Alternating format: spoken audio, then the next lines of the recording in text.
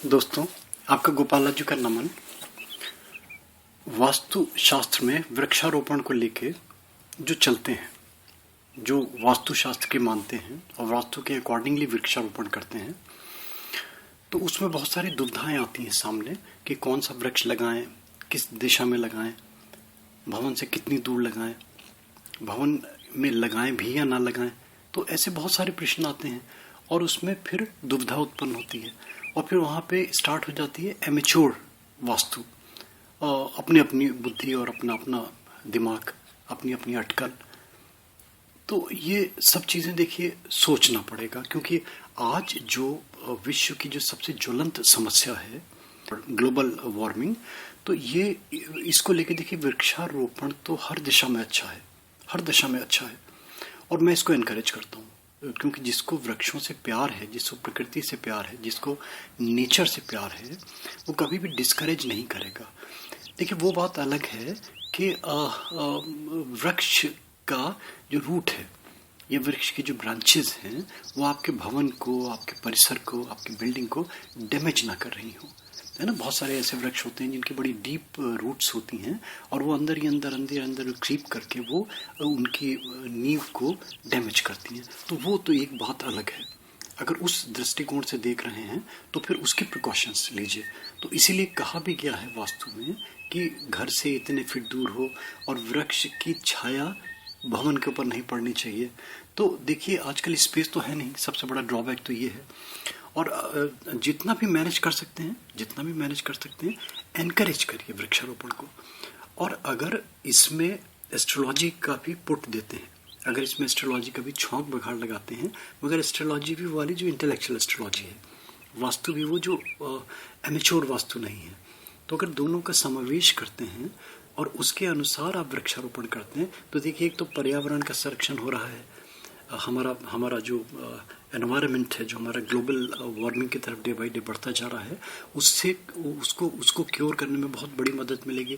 और सबसे बड़ा क्या सुख, आपको अपना स्वांत सुख है ना। अगर वृक्षारोपण करते हैं तो वृक्ष की छाया अगर घर में पड़ती है तो बहुत सारे सुख हैं उसके। मैंने एक किताब लिखी थी जेमोलॉजी के ऊपर, तो जेमोलॉजी के विकल्प के रूप के में मैंने कुछ वृक्षों के भी नाम दिए थे, वृक्षों की कुछ जड़ों के भी नाम दिए थे।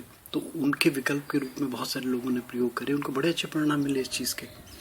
तो ये एक क्रम मैंने जो ये देखा, मैंने भी लिया है कहीं से ऑब्वियसली, फिर इनमें मैंने अपना R&D किया है, अपना रिसर्च डेवलपमेंट करके मैंने अपने बहुत सारे नियम मैंने प्रतिपादित करे। तो उनमें से एक मैंने जो ये वृक्षारोपण का राशि के अनुकूल, अगर मान लीजिए आपको अपनी राशि पता है और आपको अपना लगन पता है तो उसके अनुकूल आप वृक्षारोपण करते हैं, आपको नक्षत्र पता है अपना, उसके अनुसार अगर आप वृक्षारोपण करते हैं तो आपको और अच्छे परिणाम मिलेंगे।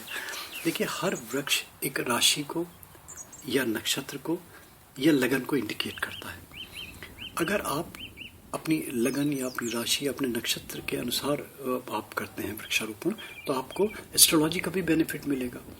और अगर आप इसको ऑर्नामेंटल रूप में कर रहे हैं तो ऑर्नामेंटल रूप दीजिए इसको, जैसी सुविधा हो, जैसे आपको घर में आपके स्थान हो, जैसी आपकी फैसिलिटी हो। घर में स्थान अगर है आपके पास तो उसको गोबर से लीप के, कंपोस्ट की खाद दे के, और जो वृक्षों का क्रम है, अगर मान लीजिए आपको अपना लगन पता है तो लगनों के हर लगन का एक वृक्ष है, 12 लगन होती हैं, 12 लगनों के 12 वृक्ष हो गए। उन वृक्षों को अपने लगन के अनुसार अपनी दिशा चुन के उसके अनुसार उसका रोपण कीजिए, तो आपको एस्ट्रोलॉजी का भी और वास्तु का दोनों का मिला जुला फल मिलेगा। मैं क्रम बता देता हूँ, इसका मैं पिक्चर भी दे देता हूँ, जो मेरा आर्टिकल था ये वाला। और हाँ दोस्तों, अगर मान लीजिए आप आर्टिकल्स में जाना चाहते हैं तो मेरे में कमेंट बॉक्स में आर्टिकल का लिंक भी दे देता हूँ, ताकि कहीं कुछ डाउट हो तो वहाँ से आदमी देख सकता है। अगर मान लीजिए आपका मेष लगन है, फॉर एग्जाम्पल, हम एलिमेंट्री उससे चलते हैं, और मेष लगन का आप जो चाहे वो रेक्टेंगल फॉर्म में लगाइए, चाहे वो स्क्वायर फॉर्म में लगाइए, चाहे वो सर्कुलर फॉर्म में लगाइए। तो मैं यहाँ स्क्वायर फॉर्म में दे रहा हूँ।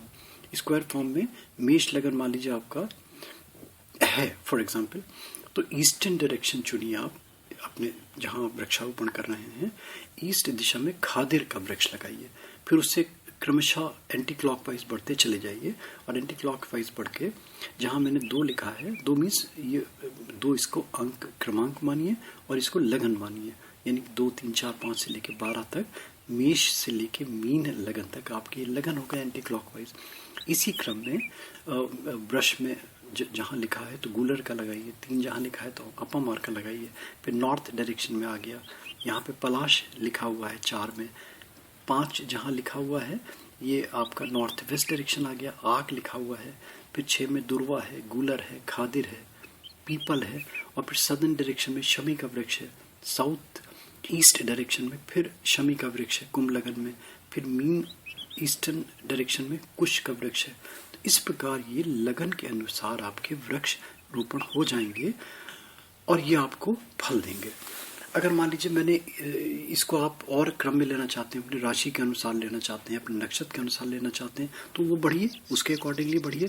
क्योंकि मैं तो जो बड़े बड़े ह्यूज जिनके प्लॉट्स हैं, ये जो बड़े बड़े जो अपने बहुत बड़े बड़े बिल्डिंग्स बना रहे हैं, जैसे मैंने अभी रिसेंटली कई जगह करवाया, नाम मैं कहाँ बताऊँ आपको, तो जिनका अभी बैंकेट हॉल बनाया था उन्होंने, तो बैंकेट हॉल में नक्षत्र वाटिका लगाई उन्होंने, बड़ा अच्छा लगा उनको। नक्षत्र वाटिका की जो प्रेरणा मिली मुझे शांति कुंज हरिद्वार से मिली, वहाँ से मैंने देखा और ये नवरत्नों का मैंने क्रम चुना।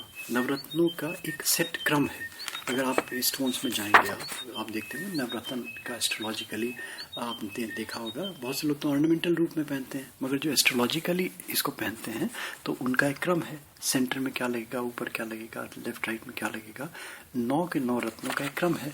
उन्हीं क्रम को मैंने यहाँ पे जोड़ा नवरत्न से नवग्रह वृक्षारोपण के हिसाब से, तो इसका भी मैंने क्रम दिया है। सेंटर में मैंने लगाया आख श्वेतार्क, नॉर्थ डायरेक्शन में लगाया पीपल का, साउथ वेस्ट डायरेक्शन में लगाया कुश का, वेस्टर्न डायरेक्शन में शमी का लगाया, साउथ वेस्ट में मैंने दूब का किया, सदर्न डायरेक्शन में खैर का लगाया, साउथ ईस्ट डायरेक्शन में पलाश, फिर ईस्टर्न डायरेक्शन में गूलर और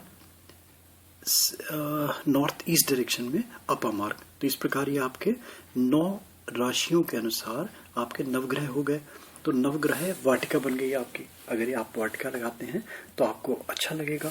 और अगर मान लीजिए ये कुछ भी नहीं है तो मैंने पंचवटी का देखा, मैंने पंचवटी का पढ़ा मैंने, जहाँ राम ने अपनी पर्णकुटी बनाई थी, वहाँ पे उन्होंने 5 वृक्ष लगाए थे विशेष रूप से, और 5 वृक्ष का जो था तो तपोभूमि बन गई थी, एक दिव्य स्थल बन गया था। तो वहाँ का तो कुछ आनंद ही कुछ और था। वो 5 वृक्ष अगर आप किसी भी प्रकार से साफ करके, धरती को, अपनी ज़मीन को लेप करके, गोबर से साफ करके, पवित्र करके, कंपोस्ट की खाद लगा के ये 5 वृक्षों का वृक्षारोपण कर लेते हैं आप, तो देखिए कितना अच्छा लगता है आपको। ये 5 वृक्ष हैं आपके, तुलसी का है, इसमें काला धतूरा है, इसमें संभालू वृक्ष कहलाता है, इसमें सुदर्शन का वृक्ष है, इसमें सफ़ेद आक का वृक्ष है, इसमें चंदन का वृक्ष है, इसमें आंवले का वृक्ष है, गुलहड़ होता है वृक्ष, गुलहड़ अब तो खत्म ही हो गए, देखने को नहीं मिलते, गुलहड़ का वृक्ष है, सफेद चंपा का वृक्ष है। तो ये आपके वृक्षों का जो क्रम, ये अगर आप लगाते हैं तो आपको ये नवग्रह का ये नवग्रहों के वृक्ष दे दिए। इनमें से जो भी सुविधा रूप से आपको 5 वृक्ष मिल जाते हैं, तो 5 वृक्ष अगर आप इन 9 में से चुन के लगा लेते हैं तो आपका पंचवटी बन जाएगा, एक दिव्य स्थल बन जाएगा, आपकी पर्णकुटी बन जाएगी। आप इसको करेंगे तो देखिए ये क्या मिलता है तो प्रभु जाने, मगर ये तो निश्चित है कि पर्यावरण में को बढ़ाने में आप सहयोग कर रहे हैं, आप वातावरण को शुद्ध करने में सहयोग कर रहे हैं। और इस स्थान पे बैठ के अगर आप ध्यान करेंगे, मनन करेंगे, पूजा करेंगे, पाठ करेंगे तो आपको बहुत अच्छा लगेगा। बच्चों का मन यहाँ उचाट नहीं होगा इस स्थल में जहाँ पे आपके वृक्ष वाले पंचवटी लगी हुई है, 5 वृक्ष लगे हुए हैं, यहाँ पे बच्चों का मन एकाग्र होगा, परिवार में स्नेह पनपेगा, एमिकेबल रिलेशंस होंगे। अगर पर्सनल डिस्प्यूट्स हैं आपस में तो उनमें आप देखेंगे ट्रिमेंडस चेंजेस आने लगेंगे। शत्रु पक्ष अगर मान लीजिए घर में उस परिसर में प्रवेश करता है तो आपको लगेगा कि उसका आती उसका एटीट्यूड एकदम से जो बिल्कुल एग्रेसिव एटीट्यूड था वहाँ के नेगेटिव बिल्कुल उसका पॉजिटिव डायरेक्शन में कन्वर्ट हो गया, वो एकदम से उसका एटीट्यूड ही चेंज हो गया। तो दोस्तों ये चीज़, ये लाभ और ये इसके वृक्षारोपण और ये एस्ट्रोलॉजी, इनको क्लब करें, इनको क्लब करके इनको बौद्धिकता से करें। और अगर कुछ नहीं है, कुछ भी नहीं है, तो ऑर्नामेंटल रूप में लगाएं। मगर ऑर्नामेंटल रूप में लगाएं तो इनका कम से कम कुछ ना से कुछ तो अच्छा, कम से कम अपने राशि के अनुकूल। अगर मान लीजिए आपको राशि नहीं पता है, मान लीजिए immaterial of all these things, if you are not aware with the astrology, ABC of astrology, राशि, लग्न, नक्षत्र, कॉन्स्टलेशंस क्या हैं, तो भी आप वृक्ष, 5 वृक्ष तो चुन ही सकते हैं ना। आप 5 वृक्ष का आप वृक्षारोपण करें। 9 वृक्ष दिए मैंने, 9 वृक्ष चुन सकते हैं आप। 12 वृक्षों का दिया, इन 12 में से भी 5 वृक्ष चुन सकते हैं आप।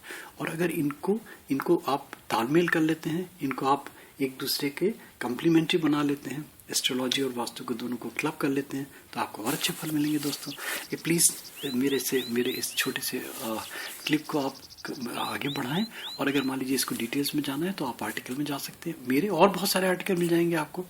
ये मैं नहीं कह रहा, मैं कोई क्लेम नहीं कर रहा कि मेरा है ये, मगर ये क्लेम करूंगा कि मैंने इसमें संशोधन करके अपने बहुत सारी चीज़ें, जो ट्रेडिशनल एस्ट्रोलॉजी चली आ रही थी, जो ट्रेडिशनल वास्तु चली आ रही थी, जो एमेच्योर एस्ट्रोलॉजी या एमेच्योर वास्तु चली आ रही थी, इनमें मैंने लॉजिकली, इनमें साइंटिफिकली, इनमें एनवायरनमेंट को देखते हुए, इनमें मनुष्य के एटीट्यूड को देखते हुए, उसके व्यवहार को देखते हुए, बच्चों के बिहेवियर को देखते हुए, बहुत सारी चीज़ों को जोड़ के उनको क्लब किया और क्लब करके इस रूप में लाके आपके सामने परोसा मैंने। दोस्तों इसको अगर अच्छा लगे तो YouTube में सब्सक्राइब करें दोस्तों। Thank you, thanks for hearing Gopala ji.